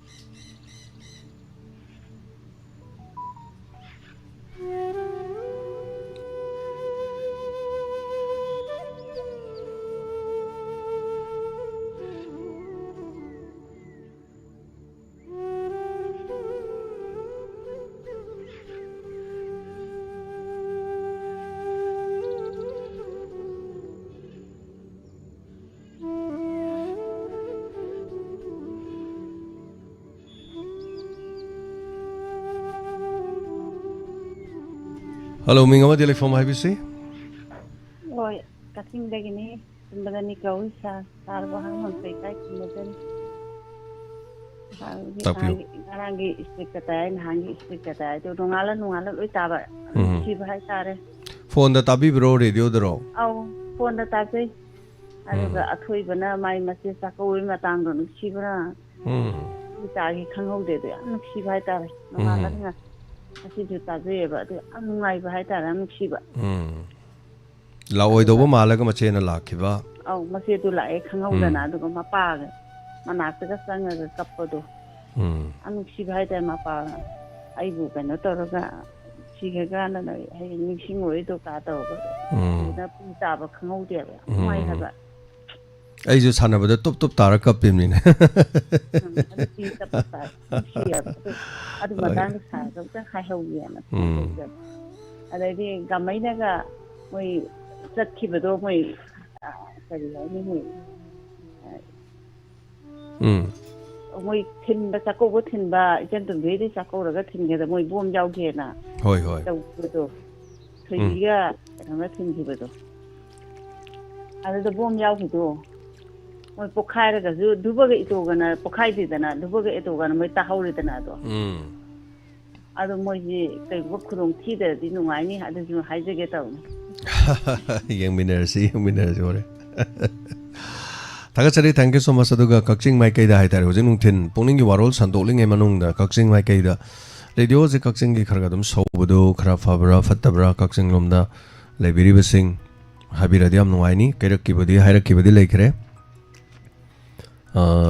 ꯈꯔ ꯈꯔ ꯁꯦꯡꯉꯤꯅ ꯍꯥꯏꯕꯗꯣ ꯑꯗ ꯂꯥꯡꯃꯩꯗꯣꯡꯗ ꯏꯆꯤꯟ ꯏꯅꯥꯎ ꯑꯃꯅꯤ ꯂꯩꯕꯅꯤ ꯊꯧꯔꯝ ꯅꯠꯇꯕ ꯑꯩꯈꯣꯏ ꯁꯤꯒꯨꯝꯕ ꯂꯥꯏꯚꯇꯗꯤ ꯀꯥ ꯍꯦꯟꯅ ꯌꯥꯎꯗꯕ ꯑꯗꯨꯒ ꯊꯧꯔꯝ ꯇꯧꯗ꯭ꯔꯀꯥꯟꯗ ꯃꯌꯦꯛ ꯁꯦꯡꯉꯤ ꯁꯦꯡꯗꯦꯅ ꯍꯦꯛ ꯇꯥꯛꯄꯤꯔꯛꯄ ꯈꯔꯁꯨ ꯂꯩꯕꯅꯤ ꯌꯥꯔꯒꯗꯤ ꯑꯥꯐꯇꯔ ꯑꯣꯜ ꯁꯤ ꯄ꯭ꯔꯣꯒꯥꯝꯁꯤ ꯂꯣꯏꯔꯒ ꯑꯣꯏꯔꯁꯨ ꯑꯃꯨꯛꯇꯪ ꯃꯦꯁꯦꯖ ꯑꯣꯏꯔꯁꯨ ꯍꯥꯏꯇꯥꯔꯦ ꯉꯁꯥꯏ ꯄꯨꯛꯅꯤꯡꯒꯤ ꯋꯥꯔꯣꯜ ꯇꯧꯔꯤꯉꯩꯗ ꯁꯦꯡꯕꯗꯨꯒ ngasa ayuki matamgi inspector te lakpa matamdo anidugi sengbaduga khenaba haitareko khajitang tambiradi am nungani maramdi semingai manungda khara hena sengba mafamduda antena do thamhauge haina khanjabagini haitare yam sengbadi thorom da haina ponte all india radio da khoi channel semake mayam sengba sengda hairo na kana su all india radio da haira moy atopa channel sing da so pak haira moy ai dang oirangani hairi se aduna hairi se gari no ai kanda make seng tanam ne tai tai liti haiba yai ya de habe du rule leite kaksing da lebiri sing som dang pharaga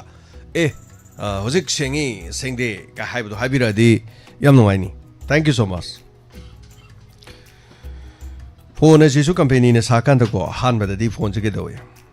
phone si masak yam phajali ko hek lerak pada han ba pore se phajai gari da su phajai sakan da su phajai puri da su phajai ko lomba han ba da phajada bam leite फजबै चांगदी चाक पोखम हम थांग तोरक चाक पोखम जाम फजेब चाद्रिङ याम फजदरन चाक पोखम जि चारा तो मतोंद यम याम थीबने कोथै तैरना दै लुखाक सगुम तैर pining दमने बा ngसाइगी चाक पोखम जि same त थांग दोपिगो ना हारबदु चाक चादब पोखम दो पाइरग लान गिबदि दम लान थोकनियम गनेबा अदो चाब लोइबगी चाक लुखाक दो सेम त पाइम त लान थोपिगो हादि करि मजिबो इंगो बिसलेजे सोय हाइनि हाइरोइदरने हाइनि अदो माइ तौदनको फोन जी जो हान बसरकबदी एक लेरुबगा फोटो का काबसे मे याम सेंगे खरले kan make senghande करिनो माइ मेगापिक्सल जी हंदहले अदु माइ तौदनो मियोइब सु पोलकपदगी सुम अहनु सलकन मपांगन यावहंदे तौरिसे अदुन एवरी पोट खुदिमकी रेडियो ओसनु टीवी ओसनु सीजन नरिबा पोट आइटम सिंग जो खोलि सहीम तंगारी को खोगिदि अदु असलेदि याबा यादबा अदुगा kai सुम थोए अदुन मायामना इंफॉर्मेशन खर पीबीयू सेम सारिङेदा हेना फजना सेम साननबगिदम thank you so much hello hello मिंगल फोन हाबियू हाय अंदोदगी सोजिनी अंद्रोदगी नमवाजे अंदोदगी फंगदना फंगवाजा पाखलिबा करिगिनो अनि मी गाय तांग जोंने फोन दम तौबने बगो फोन नि सुबां फंगदबा अदो खितंग फंगवाजा पाखलबाय दारे हावजी थौरमजी दम लेप्तबिदा थवा यावना दम ताजरिबको अदे पुक्निंग वादे मैमदे फोंदोंगने सा लोय काउथोखरे करिगिनो हाइबं हंग्रे याम नुवाजे दो सावगे थौरम लोयना बताजरि नु आइना सावले लोयगे दिगि सा सजि लोयगे अदगे मिस निरमाला होय द कैना पुष्पारानी वही प्रोग्राम लोयना बलेप्तना दम ताजरि सा अदे सिजम द जो खंगनजगे दा तौजरपनि yam nuwaje haibang bade mayam leibene sa ai haibang khangre loi kaore thamjarege thank you andro dagin hawai santi na masyor sandi hebra ken yam thawai yor me khoi radio ja horok matam da sahi ohum mari manga baudi thawai yaw ne tarami ko hojikan ni maming matha ta gidre lam gi mi maming se यावरक पद को सिदा जो कोई शांति लाइश्रम ना यावी को मी ममिंग से अमा तो खरजु अतोप शांति में दम संगे है ताई सस माइ तो उदना तवी अद मेक अमना सेंगदे हाइगन बा ओजा मा फोन तोरे यंग मिनसिको करी हरे यंग्स काका रेडियो माइक सेंग ब्रो खरा सेंगद्रि ब्रो सेंगे के नाउ यम पल माइक सेंगे गुड यम नुवारे मैं याम मुझे चेंगे अरु नंग थौरम पुनो लोइने तारे आई phone ji tawroy tawdram Okay, adu mayek seng atli nung hala si ko. mayek singe Okay. singe mayek yam singe Okay, okay. Yam nung are kaka mayek seng de yam haigan mani du mayek seng ko. mayek pajat singe nungare Thank you kaka. Thank you. Nung are. Anto andro karam dagi santi hai ma santi je santi hai di mana sandi hai ma san hai jabagan sandi. Mohindro no mai the moza mohindro sagol banda di kitang warani kai gino hai ganda sagol banje dai ma fam kon ba hai tare ko top radio station leiba na ko jin khara tam gi ba hai tare phan badi yai adum phan badi yabja ne adum phan badi yai jini wo kai ne ngang Anyway, thank you so much. Thagachari. Arapa mafam Impal gi na koi ISTV code pi raji natragana koi keno call asi SKTV gi set top box to melo wi rasi aduga koi dum yeng ba yarani ta ba yarani u ba yarani aduga du natragana domodong gi phone Manipur online radio app se download to biro Impal da lebana khara mayam phone so yam lo painarani konung maya da lebani na adur mayam na YouTube tagi kari degi dum ta ba yabadu thamjare aduga khoi khungang loijing doya gina ayam radio da thamjarage aduna madugi on bado adumaina tawrasi na aduma haijare hello good afternoon dajan ai character gi sarbaradi akhoi gi je khaga thori di tawe bako amu so dum sengba ado amu khudum amu khangthau thorapa ado hojik ki oina ne hojik ki puning warol tawringai gi je kam dauge puning waron tawringai gi da khara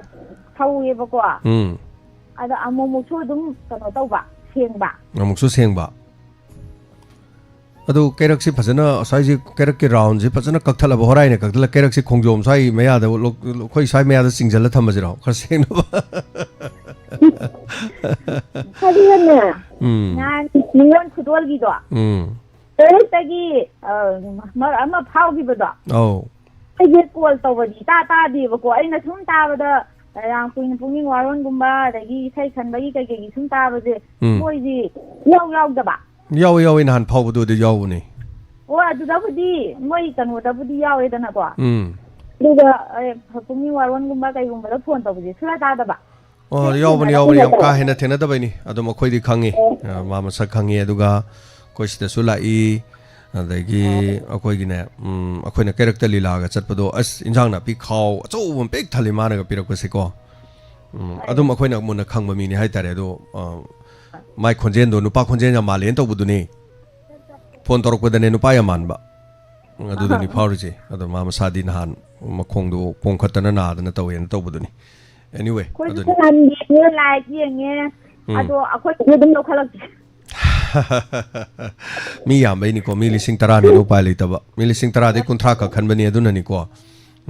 adum matung chance mayam leire dum yangmi na si mayam bitek tabi da di ai su mateng tangba adu gi nu kudon du mateng yaw jage sa anda yes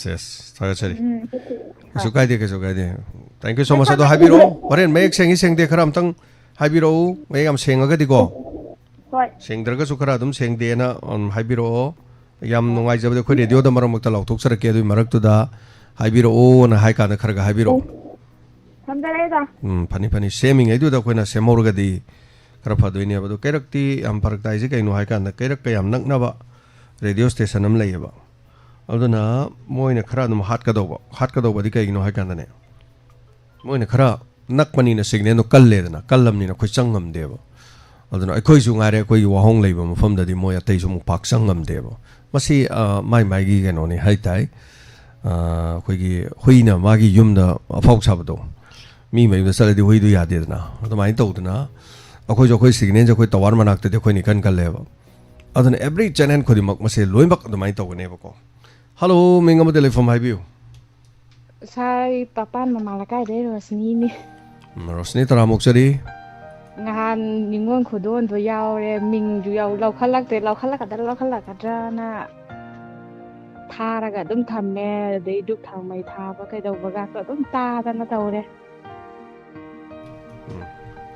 adu mi yamani no pali tre ne ko adu yawi gre do phai ga tu choi da na ga kari soru ne ge zala na khalle tha ba hai ta mina adu mathang di box sam thamage box to la tha da ru lo do ri yare da na ꯍꯣꯏ ꯑꯩꯈꯣꯏꯗꯤ ꯆꯦꯅꯦꯜꯒ ꯅꯣꯡꯃꯒꯤ ꯁꯨꯡꯂꯦꯞ ꯂꯦꯞꯇꯅ ꯇꯥꯕꯅꯤꯅ ꯔꯦꯗꯤꯑꯣꯒ ꯁꯦꯠꯀ ꯈꯥꯡꯗ꯭ꯔꯦ ꯑꯗꯨꯅꯤ charger ꯑꯃ ꯍꯥꯞꯆꯜꯂꯣ ꯍꯥꯏꯁꯦ ꯑꯩꯅ charger ꯑꯃ ꯍꯥꯞꯆꯜꯂꯒꯗꯤ ꯂꯩꯅꯗ꯭ꯔꯦꯗꯅ ꯊꯕꯛ ꯁꯨꯔꯦ ꯄꯨꯊꯣꯛꯑꯦ ꯇꯥꯔꯦ ꯐꯤ ꯁꯥꯔꯦ ꯇꯥꯔꯦ ꯑꯗꯩ ꯇꯌꯥꯏ ꯂꯥꯛꯇꯣꯔꯦ ꯑꯩ ꯊꯕꯛ ꯅꯪꯍꯧꯔꯔꯣꯏꯅ ꯁꯠꯂꯒ ꯑꯃꯨꯛ ꯆꯦꯟꯁꯤꯜꯂ ꯑꯃꯨꯛ ꯇꯧꯔꯒ ꯇꯥꯏꯃꯤꯡ ꯌꯧꯔꯒ ꯁꯠꯂ ꯑꯃꯨꯛ ꯄꯨꯁꯜꯂ ꯆꯪꯉꯅꯤ ꯐꯤ ꯁꯥꯕ ꯑꯣꯏꯔꯣ ꯊꯕꯛ ꯇꯧꯕ ꯑꯣꯏꯔꯣ ꯑꯗꯨꯅꯤ ꯀꯣꯜ ꯇꯧꯕ ꯌꯥꯎ ꯍꯥꯏꯁꯦ ꯃꯤ ꯈꯪꯍꯜꯂꯨ ꯑꯩꯈꯣꯏ ꯁꯤꯗ ꯌꯥꯎꯕꯗ ꯈꯪꯅꯍꯜꯂꯨ ꯑꯩꯈꯣꯏ ꯐꯪꯁꯟ ꯇꯧꯕꯗ ꯌꯥꯎ ꯑꯩꯈꯣꯏ ꯁꯤꯗ ꯂꯩꯔꯤꯁꯤ ꯃꯌꯥꯝ ꯄꯨꯜꯂꯨ ꯗꯣꯅꯔ ꯌꯥꯎꯒꯦꯔꯥ ꯌꯥꯎꯔꯣꯏꯔꯥ ꯀꯣ ꯑꯩꯈꯣꯏ ꯁꯤꯗ ꯃꯤ ꯂꯥꯛꯄ ꯀꯥꯟꯗ ꯃꯤ ꯄꯨꯜꯂꯨ ꯃꯤ ꯈꯪꯅꯧꯕꯗꯤ ꯃꯔꯨꯞ ꯃꯄꯥꯡꯅꯤꯀꯣ ꯏꯆꯦ ꯏꯆꯜ ꯂꯩꯔꯤ ꯃꯌꯥꯝꯁꯦ ꯀꯧꯅꯕ ꯉꯥꯡꯅꯕ ꯑꯗꯨꯒ ꯑꯗꯨꯃꯥꯏꯅ ꯑꯗꯨꯝ ꯇꯧꯕ ꯖꯥꯠꯇꯣ ꯍꯥꯏꯕ ꯇꯥꯔꯦꯀꯣ ꯑꯗꯨꯅ ꯑꯗꯨꯃꯥꯏꯅ ꯈꯪꯅꯔꯒꯗꯤ ꯎꯅꯔꯒꯗꯤ ꯑꯩꯈꯣꯏ ꯑꯋꯥꯕꯁꯦ ꯇꯥꯗꯕ ꯌꯥꯏ ꯑꯗꯣ ꯅꯣꯡꯃꯗꯤ ꯑꯩꯈꯣꯏꯁꯦ ꯑꯗꯨꯝ ꯁꯣꯏꯗꯅ ꯑꯩꯈꯣꯏꯁꯦ ꯑꯋꯥꯕꯁꯤ ꯇꯥꯗꯣꯏꯅꯦꯕ ꯑꯗꯨꯅ ꯇꯥꯗꯕꯁꯨ ꯑꯣꯏꯁꯅꯨ ꯑꯗꯨꯅ ꯑꯩꯈꯣꯏ ꯈꯪꯅꯔꯗꯤ ꯁꯥꯟꯅꯔꯗꯤ ꯄꯨꯝꯅꯃꯛ ꯂꯩꯇꯥꯔꯒꯗꯤ ꯑꯋꯥꯕ ꯀꯔꯤꯒꯨꯝꯕ ꯂꯥꯛꯄ ꯃꯇꯝꯗ ꯑꯩꯈꯣꯏ ꯑꯃꯠꯇ ꯑꯣꯏꯅ ꯂꯦꯞꯀꯅꯦꯕ ꯃꯁꯤꯅꯤ ꯀꯣ ꯑꯗꯨꯅ ꯑꯩꯈꯣꯏꯒ ꯄꯨꯜꯂꯨ ꯑꯩꯈꯣꯏꯒ ꯅꯛꯎꯅ ꯑꯩꯈꯣꯏꯅ ꯂꯥꯎꯖꯔꯤꯁꯦ ꯑꯗꯨꯒꯤꯅꯤ ꯑꯩꯈꯣꯏꯅ ꯂꯣꯏꯅ ꯍꯣꯠꯅꯕ ꯉꯝꯅꯤ ꯍꯥꯏꯕꯒꯤ ꯋꯥ ꯅꯠꯇꯦ ꯑꯩꯈꯣꯏ ꯃꯁꯦꯟ ꯈꯔꯗꯤ ꯑꯗꯨꯝ ꯁꯣꯏꯗꯅ ꯂꯩꯅꯦꯕ ꯑꯗꯨꯃꯥꯏꯅꯀꯣ ꯑꯗꯨꯅ ꯌꯥꯎꯁꯜꯂꯨ ꯈꯪꯅꯁꯟꯕꯤꯌꯨ ꯏꯁꯥꯅ ꯑꯗꯨꯝ ꯋꯥꯍꯪ ꯑꯃ ꯍꯪꯕꯤꯌꯨ ꯑꯩ ꯁꯤꯗꯩꯗ ꯑꯩꯈꯣꯏꯒꯤ ꯋꯥꯍꯣꯡ ꯊꯥꯔꯤꯁꯦ ꯑꯩ ꯃꯤ ꯀꯌꯥ ꯁꯨꯅ ꯈꯪꯅꯔꯒꯦꯗꯣ ꯑꯗꯣ ꯑꯅꯤ ꯑꯍꯨꯝꯗ ꯈꯪꯅꯔꯁꯨꯀꯣ ꯑꯩꯈꯣꯏꯒ ꯌꯥꯝꯅ ꯁꯤꯗ ꯑꯗꯨꯝ ꯃꯌꯥꯝ ꯌꯥꯎꯔꯤꯕꯅꯤ ꯁꯤ ꯂꯥꯏꯚꯇ ꯌꯥꯎꯔꯤꯁꯤꯡꯁꯦ ꯁꯝꯅ ꯁꯤꯗ ꯌꯥꯎꯔꯤꯕ ꯃꯌꯥꯝꯁꯤꯗ ꯃꯥꯗꯣ ꯁꯨꯃꯥꯏꯅ ꯇꯧꯕꯅꯤ ꯃꯥꯗꯣ ꯁꯨꯃꯥꯏꯅ ꯇꯧꯕꯅꯤꯅ ꯄꯥꯎ ꯍꯦꯛ ꯇꯥꯀꯥꯟꯗ ꯑꯩꯈꯣꯏ ꯇꯨꯃꯤꯟꯅ ꯂꯩꯔꯣꯏꯗꯣꯏꯅꯤ ꯀꯣ ꯑꯗꯨꯅ ꯈꯖꯤꯛꯇꯪ ꯑꯣꯏꯔꯁꯨ ꯑꯃ ꯃꯁꯤꯅꯤ ꯑꯩꯈꯣꯏ ꯈꯪꯅ ꯆꯥꯟꯅꯕꯒꯤ ꯍꯥꯏꯇꯥꯔꯦ ꯑꯗꯨꯅ ꯂꯣꯠꯂꯒ ꯂꯨꯝꯃꯒꯗ ꯂꯩꯇꯕ ꯑꯗꯨꯝ ꯃꯔꯛ ꯃꯔꯛꯇ ꯑꯗꯨꯝ ꯌꯥꯎꯕꯤꯔꯛꯄ ꯍꯥꯏꯇꯥꯔꯦ ꯁꯨꯃꯥꯏꯅ ꯇꯧꯗꯅꯀꯣ ꯖꯣꯟꯁꯟ ꯊꯣꯛꯆꯣꯝ ꯍꯧꯖꯤꯛꯀꯤ ꯑꯣꯏꯅ ꯁꯧꯔꯤ ꯑꯩꯈꯣꯏꯗꯤꯅ ꯖꯣꯟꯁꯟ ꯉꯔꯥꯡꯗꯤ ꯁꯧꯗꯦꯅ ꯍꯥꯏꯗꯥꯏ ꯉꯁꯤ ꯁꯧꯈ꯭ꯔꯕ꯭ꯔꯣ ꯖꯣꯟꯁꯟꯁꯨ ꯍꯣꯔꯦꯟ ꯑꯃꯨꯛ ꯍꯪꯖꯔꯛꯀꯦꯀꯣ ꯖꯣꯟꯁꯟꯅ ꯍꯥꯏꯕꯤꯔꯛꯄ ꯌꯥꯝ ꯅꯨꯡꯉꯥꯏꯖꯔꯦ ꯑꯗꯣ ꯍꯧꯖꯤꯛ ꯁꯧꯋꯦꯅ ꯍꯥꯏꯁꯦ ꯑꯗꯣ ꯑꯣꯖꯥ ꯁꯤꯂꯣꯠꯀꯔ ꯅꯥꯆꯧꯗꯒꯤ ꯑꯣꯖꯥ ꯁꯤꯂꯣꯠꯀꯔ ꯇꯥꯕꯤꯔꯤꯖꯥꯠꯂꯥ ꯑꯣꯖꯥ ꯁꯤꯂꯣꯠꯀꯔꯅ ꯁꯧꯕ꯭ꯔꯥ ꯁꯧꯗꯕ꯭ꯔꯥ ꯍꯥꯏꯕꯤꯔꯗꯤ ꯅꯨꯡꯉꯥꯏꯗꯣꯏꯖꯥꯠꯅꯤ ꯊꯥꯒꯠꯆꯔꯤ ꯑꯩ ꯃꯊꯪꯒꯤ ꯀꯣꯜꯁꯤꯅ ꯂꯥꯁ ꯀꯣꯜ ꯑꯣꯏꯖꯒꯦ ꯊꯧꯔꯝꯁꯤꯗ ꯑꯔꯣꯏꯕ ꯀꯣꯂꯔ ꯑꯣꯏꯅ ꯑꯃꯅ ꯂꯧꯈꯠꯆꯔꯒ ꯍꯥꯏꯇꯥꯔꯦ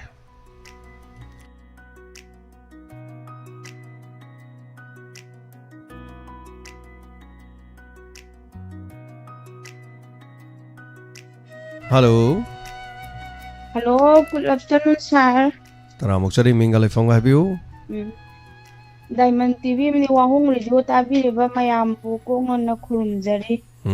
Sargi speaker tayari chenen hantak angambai chenen ja. Serial. Yam phajaba. Do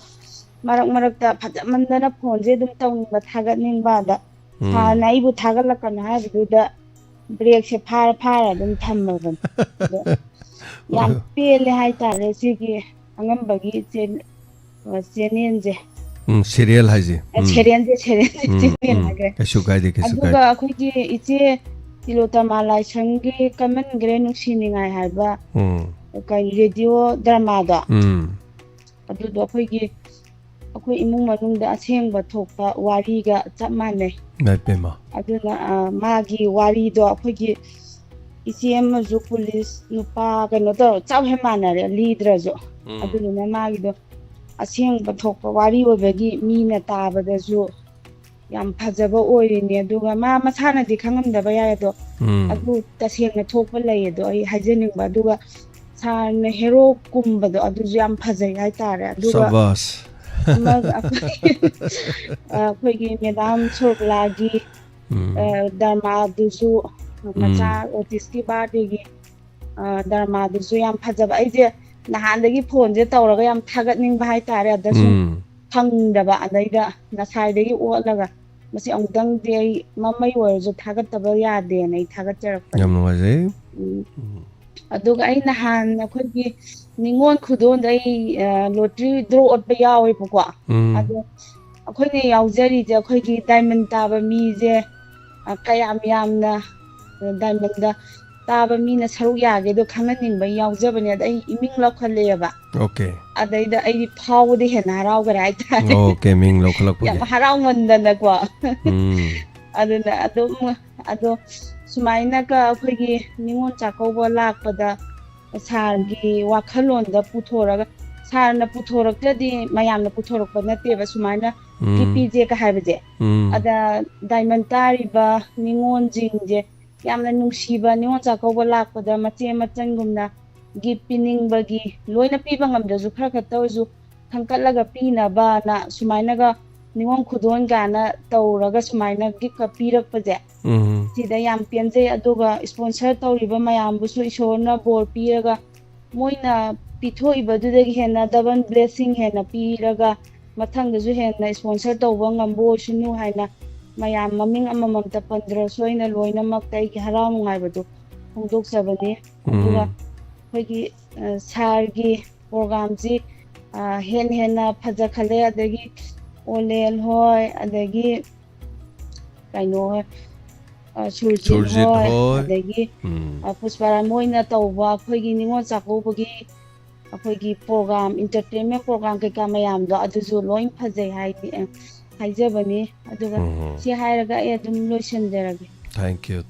thagachari nungajare ngasigi aroi last call tilotama laisrongi magi drama se 69k yaure milising humpu mapan yaure adu susumna tangi hafta ahumda haitare hafta ahumda yaure aduga amana khoigi madam sarobalagi haitare ne ko mana sponsor tawdo haitare ngaijarak pado lakle haibasina lak amaga kano yogre khoigi lak amaga lising contract rug yogre sina tha amada haitare tha amada amana hafta ahumda adu mai tawdana tawre so thank you so much anana thagachari punamak ngasi Thoramasida mapung phan biba mayam punamak pusuhana na thagachari ningol sing kudo lodriba ningol sing so kudo lobiu ningon ahum khakta ngaire haitare aduna soidana koi kudol si lobiu haibu wafam se jo tamjari aduga ningon kontra gi video amamamam thagachari adu video do sume am loni yengbiu aduga kanano daida ina khunba kanano daida leijadaba kanano karino lo uni haitare tamoi sena tawjabani mayamang da live oina haitare adaida khoi kano chanai chana de adu tawi tawde yam kana khoi kasu thijade pesa yam basu nate tawdadi pala amaga lising tarani lam lising tarasi ningon da lupa lamagi sana saraga adum pi bigai natra da ningon amakhakta da pidok sarukudi ningon kontra do oina yen thokpana pheina fi amama hapsalaga haitare lising ani khakta nate firon ge pesa kai ke loina value to pathoraga di haitare anyway thank you so much anana thagachari ngasigi da mutadi matang astu PUKNING WAROL shinjabage yabada logjari ngasigi inspector tag aroi besaruk to horen bom pokhai gedra pokhai roidra pokhara kai pokhai duri taminarasi na punamu thagachari anana take care.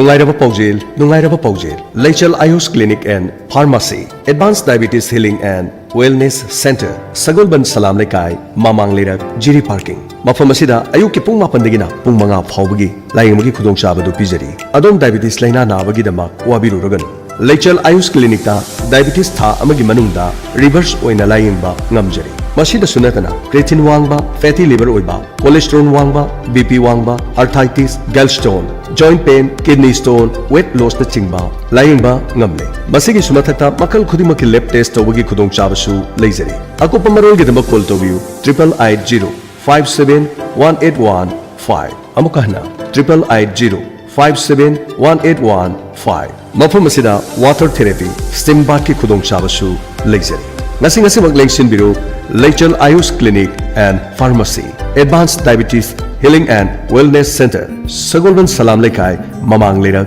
Jiri Parking. Nungairaba Paujil, Ningthem Eye Care and Optical. Saisakpi Baby Chanchan ge Thongan Maya da Lediba. Opposite Oil Pump, near District Hospital Thobal, Kangabuki, head opposite Leizeriba, Ningthem Eye Care and Optical na. Chahi ama pharak pagi khudong chaba pizari frame अमदी lens पुलगा सुमनतगी लुपा लिसिंग अमदगी हौजगन लोइनना मिट लायंगबा फ्री ओइजगन पिजरिबो ऑफर से अक्टोबर की तांग 13 तर्गिना नवंबर की तांग 13 फाउबा पिजगन अकोपा मरोल के दमक 8787344541 अमुकाना 8787344541 हारिबा नंबर सिदा अकोपा मरोल खंगबा यागनी लेंसिन बिरो निंगथेम आई केयर एंड ऑप्टिकल की चाही अमा फारकपगी खुदोंग चाबसी लौबियु मफमना सैसक्ति बेबी चंचल की थोंगा opposite oil pump near district hospital Thoubal खांगबो लेंसिन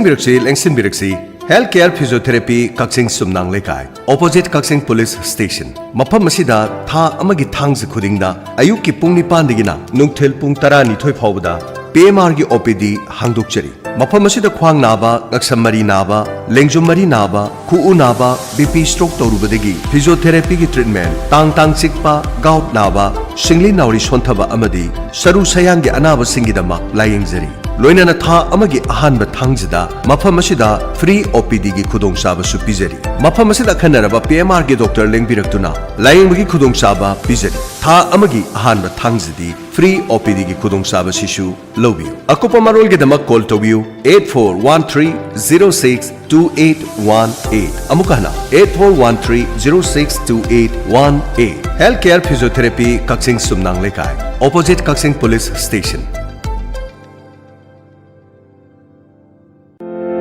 लेंसिन बिरक्सी मिस्टर ब्लू वांगजिंग खाबखोंग इनोंग मफम असिदा हांगदोकचरिबा मिस्टर ब्लू वांगजिंग लॉन्ड्रीना मियामगी मफमदा नुंगाइरबा पाउजेल म पिजरी मदुदी ब्लैंकेट कांखल पदा फैजोम खोंगु तोंगान मखलगी फिरोल कया अमदी नुपीगी ओइबा सिल्क फनेक हाइबदी मुगा फिने चिंबा कयासु सुबा याबगी खुदोंग चाबदु पिजरी मियामगी मफमदा नुंगाइरबा पाउजेल मना निंगोल सिंगी ओइबा निंगोल साकोबा फाउबगी ओइना 30% की ऑफर सु पिजरी मिस्टर ब्लू वांगजिंगना पिजरीबा सर्विस सिंग असि मियामना अमुक्तंग लौबियु मिस्टर ब्लू वांगजिंग की मफमना वांगजिंग खाबखोंग लेकाय ऑपोजिट टोल टैक्स वांगजिंग अकुपा मरोल की दमक कॉल तौबियु 8787447711 अमुकाना 8787447711 हेना नुंगाइरिबदी फ्री द पिकअप अमदी ड्रॉप की खुदोंग चाबसु पिजरी लेंसिन बिरो मियामगी मिस्टर ब्लू वांगजिंग खाबखोंग नुंगाइरबा पाउजेल हांगाबुक्ता लेरिबा थौबाल डिस्ट्रिक्ट हॉस्पिटल की मायोकनबदा सनसम एक्सरे हाइना खंगनबा हेल्थ एंड डायग्नोस्टिक सेंटर असिना मखन कया की टेस्ट तौबदा नतरा सुपर स्पेशलिस्ट अमदी स्पेशलिस्ट डॉक्टर ना लायंग हौजरी तोंगा डॉक्टर कया की खुदोंग चाबा मसिदा नतना रेडियोलॉजिस्ट सोनोलॉजिस्ट अरुबा मखन की USG अमदी रिपोर्ट पिननबगी खुदोंग चाबा लेजरी मेडिसिन की दमा नुंति नुमित खुदिंगी OPD लेजरी मसि खक्ता नतना एंडोक्राइनोलॉजी डायबिटीज अमदी थायराइड का मरी लेनबसिंग अनावसिंग से लायंगबगी खुदोंग चाबसु लेजरी PMR orthopaedic pathologies biochemistry lab report के दमक खुदोंग चाबा लेजरबा मफमनी मसिदा नतना ENT अमदी सर्जरी फाउबगी खुदोंग चाबसु लेजरी मणिपुर टेस्ट तौबदा खुदोंग चाबा लेतबा मरी लेनब टेस्ट सिंगसु मपानदा थाबगी खुदोंग चाबसु पिजरी मफम मसिदा था अमा चुकना डायबिटीज लेबल लेतबा हाइबदुगी येंथोकनबा फ्री द टेस्ट तौजगदौरी मियामना खुदोंग चाबसि ngasi mak lobbiyu लेंसिन बिरो सनसम X ray health and diagnostic centre opposite district hospital खांगबो अकुपा मरोल गिदमा कॉल तौबियु 9856669726 लोइनना 9233581117 तोंगान बा अनाबा सिंगी लोइनना सुपर स्पेशलिस्ट डॉक्टर येंबिनिंग नबदी नंबर सिंग असि हाना बुकिंग तौबियु अदोंगी दमा खुदोंग चाबा सोइदना पिजगनी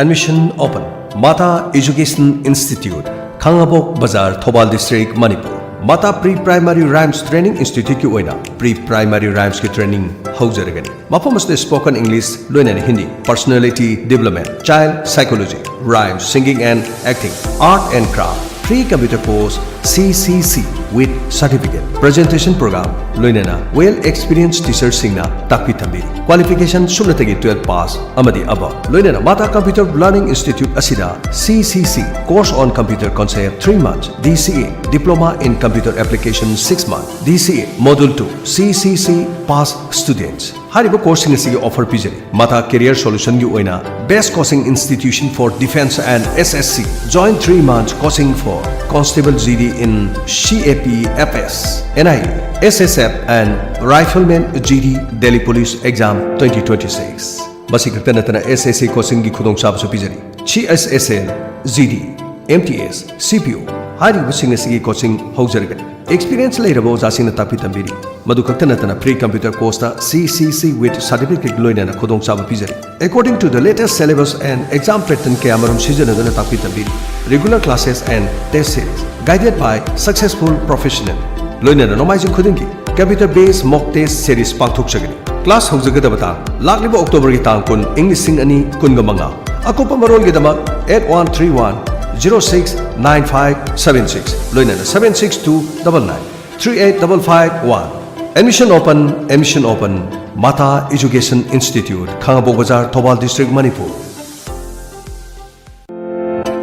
Nungairaba pauzil Diwali amadi ningon chakobagi dama Yaifabi Aikiyarna Miyamgi seva torokpa chahi taret mapung pharakpaga loinana Miyamgi dama khudong chaba kaya puduna lakchari. Hariba offer asi October gi tang 15 digina November gi tang 13 English singani kun mga phauba khudong chaba pijagani. Free eye testing loinana frame free oijagani. Lens ta 30% gi offer pijagani. Hariba si sur hospital kaksing lamkhai de leriba branch asida su khudong chaba pijari. Ayuk ki pung 9 digina numidang wairam pung mga phauba khudong chaba silogi. Akupa marol gi dama 739595 7341 amadi 9366103017 Yaifabi Aikiyar Khangabo Bazar amadi Sur Hospital Branch Kaksing Lamkhai Khudong chaba si miyamna lobiyo amadi chahi taret mapung pharakpagi miyamgi seba tawduna lakliba Yaifabi Aikiyar bu miyamna thona hapiyo.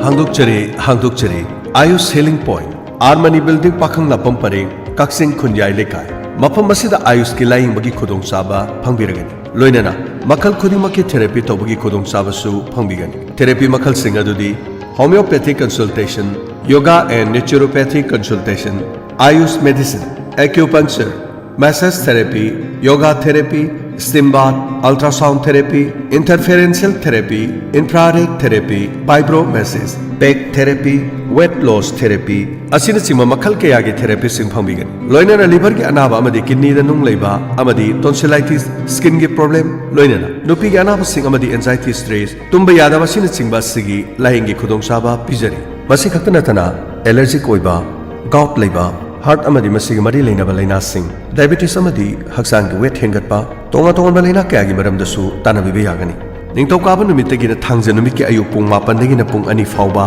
loinana nomaiji numit ayuk pung 9 dagina nungthil pung 3 faubagi Dr. Unabi bagi khudong chaba phangbigani. Akopa marol gi dama 8413935890 loinana 6009968145. Ayush Healing Point Cure with Care Armani Building Pakhang Lapam Pareng Kaksing Khunyai Lekai. Eastern Lily Drinking Water gi Anouba Ezen Mangagi Mafam Miyam da Pijari. Eastern Lily Drinking Water Pambi Bisinga Pungdong Bamgi Oina 8131915180 Leiteng Enterprises Pungdong Bamdagi Fangbigani. Ani Shuba Ezen na Waterwall Kanchipur Imphal West. Mobile number 70052560334. Ahum Shubuda Kongampat Mayai Lekai near Primary Health Center Imphal West. Mobile number 8258932950. Sagolban gi oina Belonas Bank Sagolban Tera Pukrambam Lerak mobile number 70050962275. Manga Subuda Kongman Mangjil Zone 1 Imphal East mobile number 70856587732. Panjari be ejen manga asi Lily Drinking Water gi oina inong nong hangdok chaba agent singi mafam singasida ge domadom na Eastern Lily Drinking Water gi damak pau phobiu